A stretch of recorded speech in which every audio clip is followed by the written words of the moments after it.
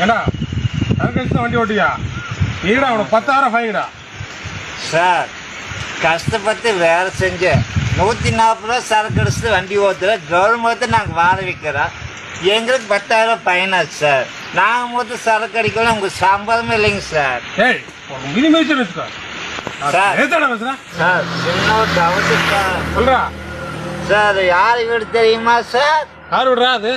இது என் வீடு ஓட்டு வீடு தெரியுமா சார்? இது யார் வீடு தெரியுமா சார்? யார் விடுறா அது? அது கமிஷனர் வீடு சார். 1 வருஷத்துக்கு முன்னாடி 2 பேரும் ஒன்னாரா வேலை செஞ்சேன் சார். நான் ஒன்றும் ஓட்டு வீட்டிலேயே இருக்கேன் சார். கமிஷனர் 2 கோடி ரூபாய்க்கு சொத்து வச்சிருக்கேன் சார். அதையும் போய் கேட்க மாட்டீங்க. நான் 140 ரூபா சரக்கு அடிச்சுட்டு வார வருஷத்துக்கு என்னை பிடிச்சி கேட்குறீங்க என்ன சார்? சரக்கு அடிச்சாலும் தெளிவாக உளறாரு சார். கொஞ்சம் பார்த்து டீல் பண்ணுங்க.